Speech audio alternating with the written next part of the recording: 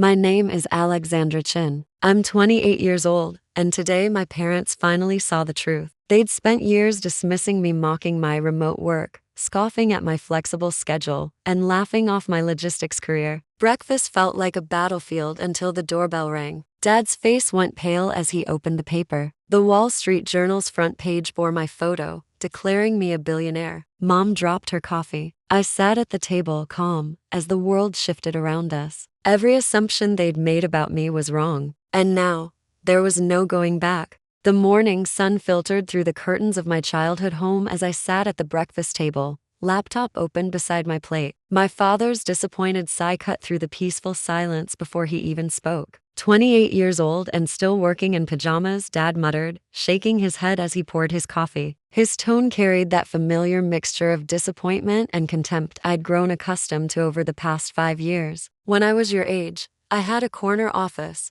a secretary, business cards with embossed lettering. I took a sip of my orange juice and continued typing an email to my chief operating officer. Everyone works remotely now, Dad. It's efficient.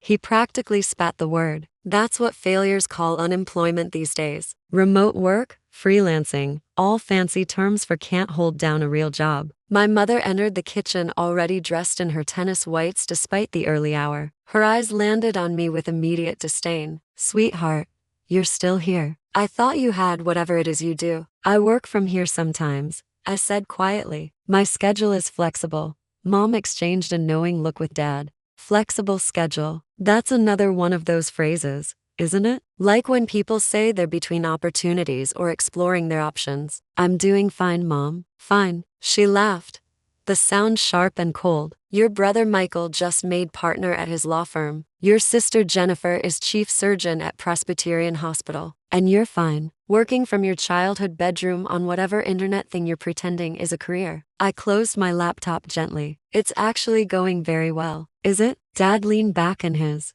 chair, arms crossed. Then why are you living in our house? Why don't you have an office building with your name on it? Why have we never seen a business card, a company logo, anything that proves this isn't just some elaborate excuse to avoid growing up? I travel a lot for work, I explained, keeping my voice even. It doesn't make sense to maintain a permanent residence when I'm rarely in one place for more than a few weeks. Travel? Mom's laugh was even sharper this time. What kind of business travel doesn't involve hotels? Real executives stay at the Four Seasons, the Ritz-Carlton. They don't crash in their parents' guest room between business trips. The doorbell rang, interrupting her monologue. Dad frowned at the interruption to his morning routine. That'll be the newspaper delivery, he said, rising from his chair. At least some people still maintain traditional business practices. The Wall Street Journal delivered to my door every morning at 7:30. That's consistency. That's professionalism. He disappeared into the hallway. I heard the door open. A brief exchange of pleasantries with the delivery person, then silence. A long, heavy silence that seemed to stretch for minutes rather than seconds. When Dad returned to the kitchen, his face had gone pale. He carried the newspaper in both hands, holding it away from his body as if it might explode. His eyes moved from the front page to my face, then back to the paper, then to me again. What's wrong? Mom asked, her tone shifting from mockery to concern. Harold, you look like you've seen a ghost. Dad opened his mouth, closed it, opened it again. No words came out. I continued buttering my toast, keeping my expression neutral. I'd known the article was publishing today. My publicist had sent me the advance copy 3 days ago. I'd chosen not to mention it, preferring to let the news break naturally rather than try to explain something my parents wouldn't believe anyway. Harold, you're scaring me, Mom said, moving to his side. She looked at the newspaper and the blood drained from her face too. That's not the 30 under 30 who changed everything, Dad read aloud, his voice barely a whisper. Front page Wall Street Journal. And the main photo is. He couldn't finish the sentence. Mom snatched the paper from his hands. Her fingers trembled as she held it up, comparing the professional headshot on the front page to my face across the breakfast table, back and forth as if she couldn't quite believe her own eyes. Alexandra Chin, 28, took a failing logistics company and transformed it into the fastest growing supply chain technology firm in North America. Mom read, her voice gaining strength with each word of denial. Her revolutionary AI-driven platform now serves 400 of the Fortune 500 companies, processing over $2 billion in shipments annually. Chen's net worth is estimated at $1.2 billion, making her the youngest self-made female billionaire in United States history. The kitchen fell silent, except for the humming of the refrigerator. I took a bite of my toast and chewed slowly. "This is a joke," Dad finally said. "Someone's playing a prank. They photoshopped your face onto the Wall Street Journal," I said quietly. "They don't photoshop their front page stories." Mom's hands were shaking so badly she had to set the paper down on the table. "But you said you told us you worked in logistics. We thought you meant you drove a delivery truck or worked in a warehouse." "I do work in logistics," I confirmed. "I just never specified my role." "Your role," Dad repeated, the word barely audible. He sank back into his chair. "The article says you have 12,000 employees, offices in 40 countries, a fleet of autonomous vehicles that's disrupting the entire transportation industry." I nodded. 14. Employees now actually. We just opened 3 new regional headquarters last month: Singapore, Dubai, and Sao Paulo. But Mom gestured helplessly at my laptop. "My casual clothes, the breakfast table. You're here in our house eating toast." "I told you I travel constantly." "I said I stay here between board meetings and investor presentations because it's easier than maintaining an empty apartment. Plus, the guest room has good Wi-Fi." Dad's phone buzzed, then buzz again and again. Within seconds, it was vibrating continuously with incoming notifications. He picked it up with trembling hands, his face going from pale to gray. "They're all calling," he whispered. "Everyone from the club, the partners from my firm, your Uncle Richard. Everyone's seen the paper." He looked at me with something between horror and disbelief. "They're asking why I never mentioned that my daughter was a billionaire," I replied helpfully. "Probably because you never asked what I actually did. You just assumed."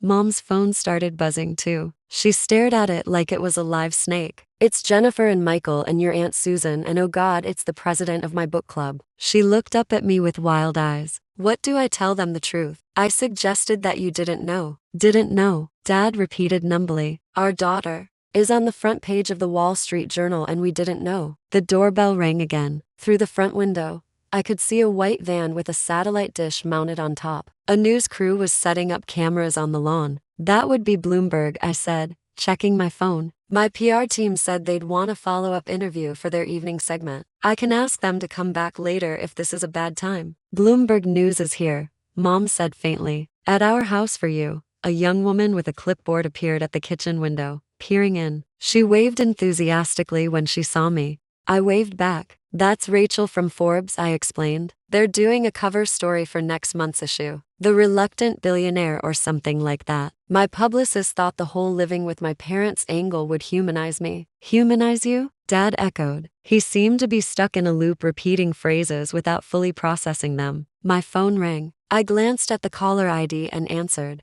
"Hi, Margaret." As I saw it, the Journal did a great job with the photo. I listened for a moment. "Sure, I can do CNN at 4. And yes, I'll wear the navy suit, not the gray one." Another pause. "Tell Jim at the Times that I'll give him 30 minutes tomorrow morning, but I want editorial approval on any quotes about my family." I glanced meaningfully at my parents. Something should stay private. I ended the call to find both my parents staring at me as if I'd grown a second head. "That was my publicist," I said unnecessarily. "Today's going to be busy. I have 3 television interviews, 2 radio spots, and a live-streamed Q&A with Harvard Business School students. Oh, and the Secretary of Commerce wants to have lunch next week to discuss supply chain resilience and national security. I should probably take that meeting." "The Secretary of Commerce," Mom whispered. "She's very nice," I said. "We met at Davos in January. She had some interesting ideas about ushering manufacturing that align with some of my company's initiatives." Dad's phone buzzed again. He looked at the screen and let out a sound somewhere between a laugh and a sob. "It's my senior partner. He's asking if I can arrange an introduction. His firm wants to discuss handling some of your company's legal work." "My general counsel usually handles those requests," I said, "but I can mention it to him." "What firm does your partner work for again?" "You know what firm," Dad said weakly. "I've worked there for 30 years. I've told you about it hundreds of times." I tilted my head pretending to think. "Have you? I'm sorry. I must not have been paying attention." I was probably too busy working on whatever internet thing I'm pretending is a career. The words hung in the air like acid. Mom actually flinched. Another car pulled up outside. This one was a black SUV with tinted windows. Two men in dark suits got out, speaking into earpieces. Security detail, I explained. My board insisted after the journal article went public. Apparently, being a billionaire comes with certain risks. I stood up and stretched. I should probably get ready. The Bloomberg interview is in an hour and I need to change into something more professional than pajamas. Wait, Mom said desperately. Alexandra, we don't understand. How did this happen? When did this happen? I paused in the doorway. 5 years ago, I took out a business loan and bought a failing logistics company that was about to go bankrupt. 3 years ago, I developed the AI platform that revolutionized supply chain management. 2 years ago, we went public and the stock tripled in the first day of trading. Last year, we acquired our 3 biggest competitors and became the dominant player in the industry. I shrugged. You were at all the family dinners where I tried to explain what I was working on. You just weren't listening. But you never said, Dad started. I told you I was in logistics. I interrupted gently. I told you I was developing new technology. I told you I was traveling to meet with clients and investors. You heard delivery driver because that's what you wanted to hear. It was easier to be disappointed in me than to ask questions. The doorbell rang again. Through the window, I could see more news vans arriving. Neighbors were starting to gather on the sidewalk, phones out filming the scene. This is going to be quite a spectacle, I observed. The whole neighborhood is about to learn that the failure living in her parents' guest room is actually running a Fortune 100 company. I hope you're ready for the attention. Ready? Mom's voice cracked. How could we possibly be ready for this? You weren't ready to believe in me when it mattered, I said simply. Now you don't have a choice. My phone rang again. This time it was Michael, my lawyer brother. I put it on speaker. Alex. His voice was frantic. I just saw the journal. Tell me this is real. Tell me my baby sister is actually. Hi, Michael. Yes, it's real. But you always said you worked in shipping. I thought you meant you worked at a up store or something. I work in shipping, I confirmed. I just ship about $40 billion worth of goods annually. Silence on the other end. Then can we have lunch? I'd really love to discuss some business opportunities that might interest. I hung up. They'll all be calling now. Everyone who dismissed me, ignored me, or made jokes about my career at family gatherings. They'll want lunch meetings, business introductions, investment opportunities. Dad's face had gone from gray to red. You let us look like fools. All this time, you could have told us, and you just let us believe. I tried to tell you, I said, my voice hardening slightly. At Thanksgiving 2 years ago, I mentioned that my company had just been valued at $800 million in our Series C funding round. You laughed and said, I must mean 800. At Christmas last year, I told you I was testifying before Congress about supply chain infrastructure. You assumed I meant I was applying for a government warehouse job,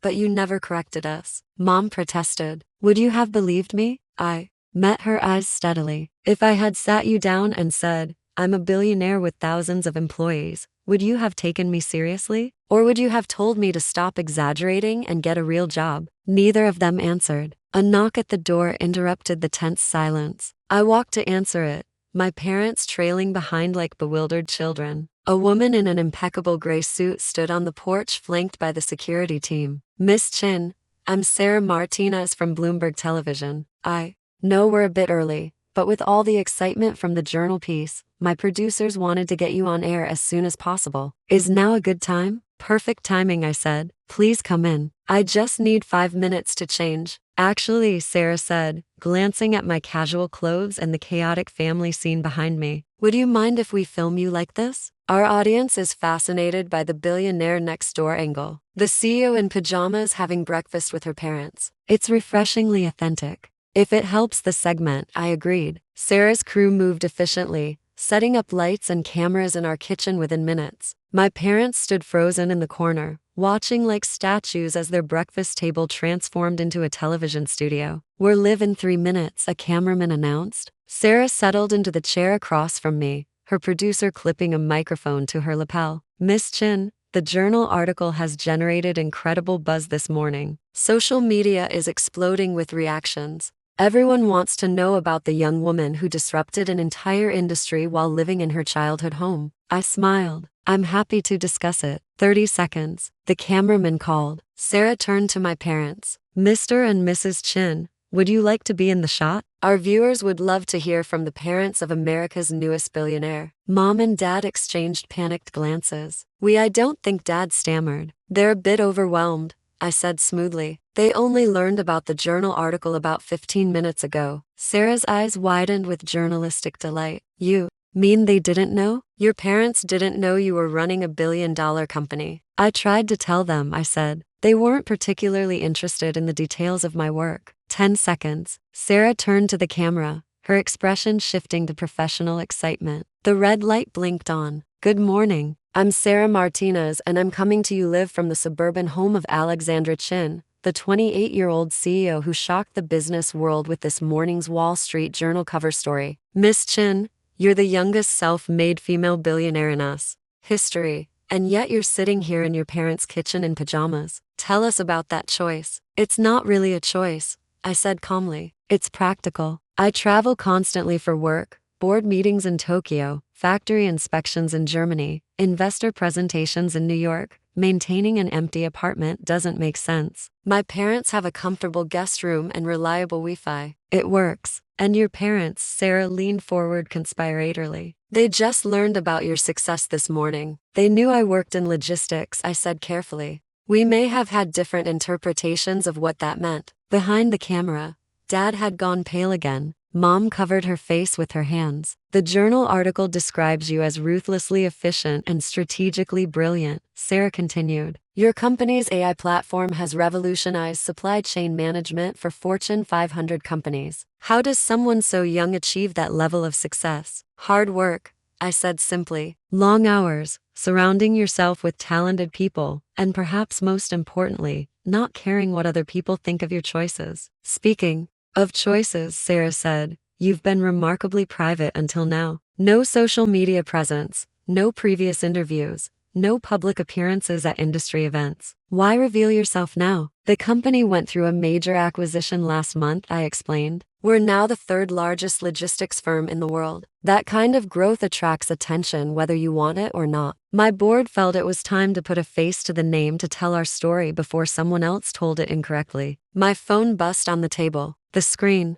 showed Jennifer calling, then Uncle Richard, then 3 unknown numbers in rapid succession. Sarah noticed. Looks like you're in demand this morning. It's been an interesting few hours. I agreed. Your parents are standing right there, Sarah said, glancing off camera. Would they like to say anything? Mr. and Mrs. Chin, how does it feel to learn your daughter is a billionaire? The camera swung to capture my parents. Dad's mouth opened and closed silently. Mom looked like she might faint. They're processing, I said diplomatically. It's a lot of information to absorb before breakfast. Sarah laughed. I can imagine. Miss Chin, what's next for you and your company? We're expanding into autonomous delivery vehicles, I said. We've already deployed 3,000 self-driving trucks across North America. By next year, that number will be 20,000. We're also developing drone delivery systems for rural areas and exploring opportunities in space logistics. Space logistics? Someone needs to handle supply chains for lunar bases and Mars colonies, I said with a slight smile. Why not us? The interview continued for another 20 minutes. Sarah asked about my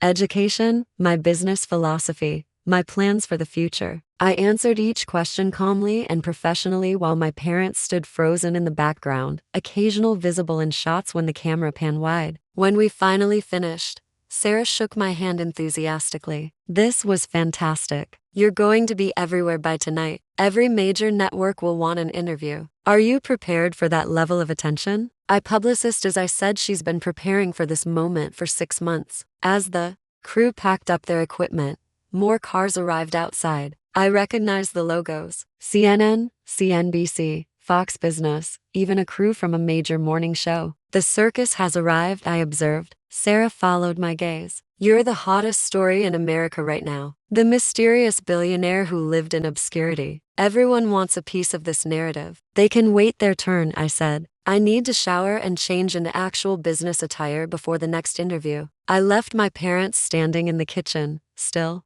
surrounded by camera equipment and bewildered expressions, and went upstairs. In my room, my childhood room with its outdated paint and old tennis trophies, I pulled out one of the designer suits I kept in the closet for important meetings. My phone rang. "Margaret, my publicist. You're viral," she said without preamble. "The Bloomberg clip is already trending on every platform. Hashtag pajamas billionaire is the #1 hashtag worldwide. The journal article has been shared over 2 million times. This is beyond anything we anticipated." "Good," I said. "That was the goal, wasn't it? Maximum impact." "Your parents really didn't know." "They didn't want to know," I corrected. "There's a difference. The human interest angle is gold." "Margaret said CNN wants you for their primetime slot. The Today Show wants you tomorrow morning. Forbes is moving your cover story up to next week instead of next month. And this is big. 60 Minutes wants to do a full profile piece. Set it all up."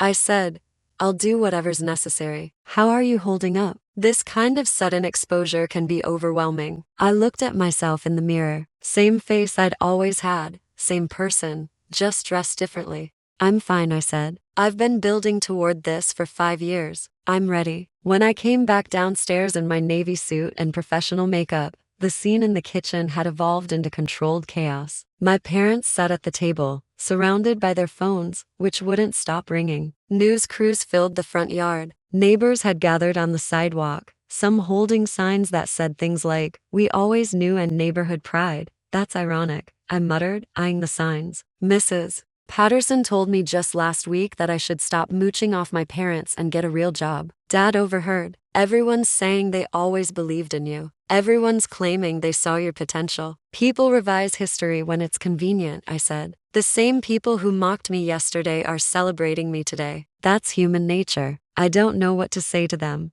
Mom said quietly. Her earlier hostility had transformed into something closer to shock. "Your Aunt Susan called. She's telling everyone she always knew you were destined for greatness. But last month, she told me I should be firmer with you about finding a husband and settling down." "Then don't say anything," I suggested. "Let them think whatever they want." A knock at the door revealed my executive assistant Marcus, looking harried but efficient. "Miss Chin, your car is here. CNN is ready whenever you are. After that, you have CNBC at 2, Fox Business at 4, and a conference call with the Tokyo office at 7 their time. Also, the governor's office called. They want to present you with some kind of business achievement award next month." "Add it to the calendar," I said. "Let's go." I moved toward the door, then paused. My parents were still sitting at the table, looking lost and small in a way I'd never seen before. "You can watch the interviews," I said. "CNN will be streaming live at noon. Maybe you'll learn something about your daughter." "Alexandra," Dad said, his voice cracking. "I'm weird."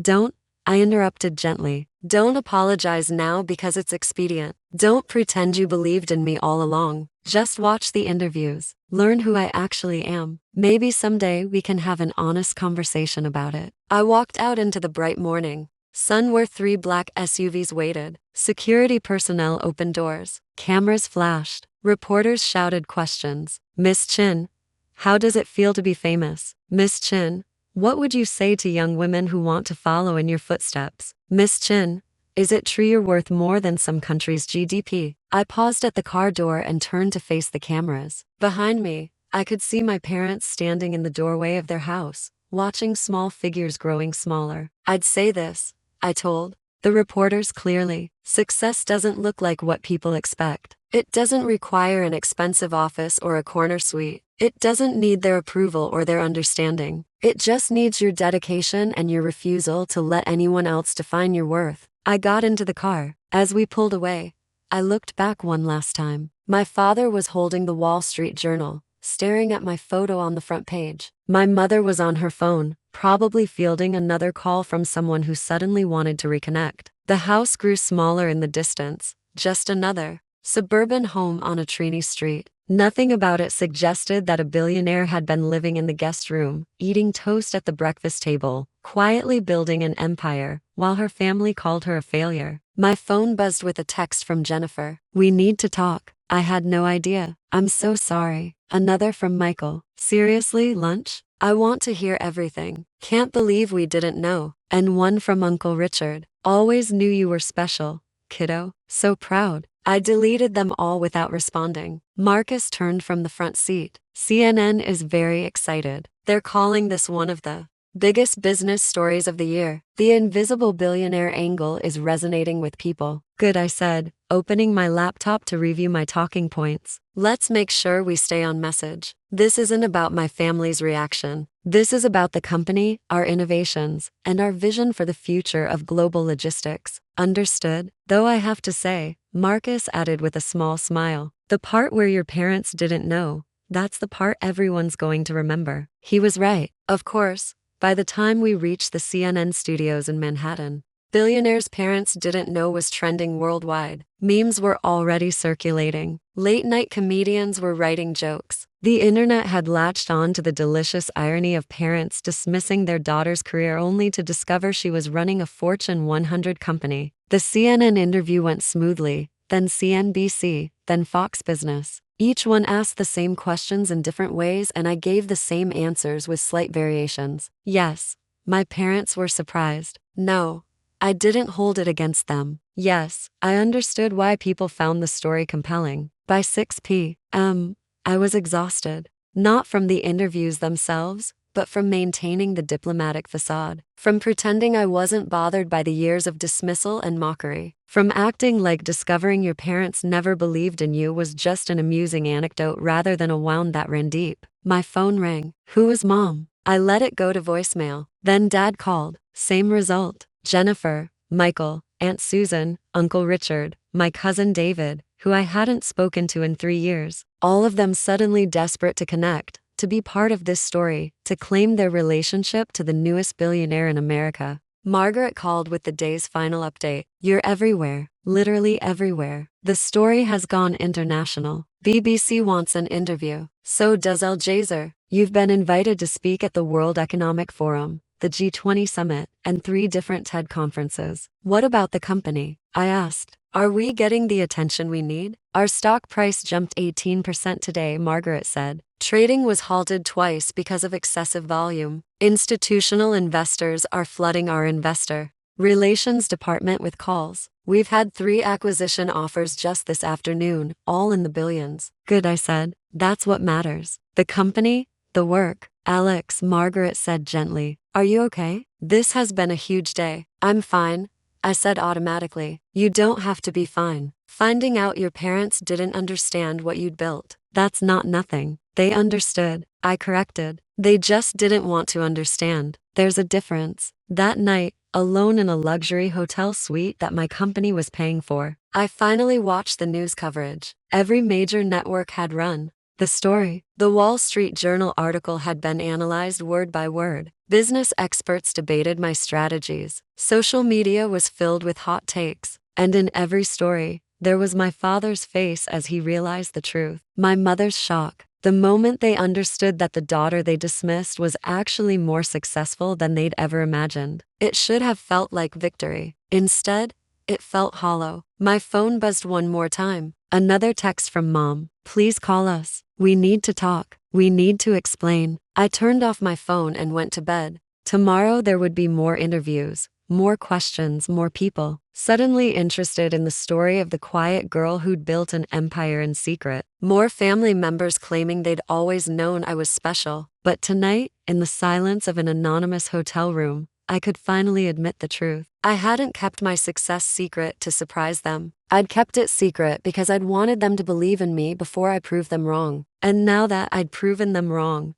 their belief didn't matter anymore. The morning paper would have my face on it again tomorrow. Fortune magazine this time, the CEO who changed everything. But the only headline that mattered was the one I'd already read this morning in my parents' stunned faces as they realized who I really was. Sometimes the sweetest victories taste bitter, and sometimes proving everyone wrong is the loneliest feeling in the world. Everyone doubted me. Everyone laughed. But while they saw a girl in pajamas, I built a Fortune 100 empire. Now they and the world finally see who I really am. Are you ready to stop letting doubt define you?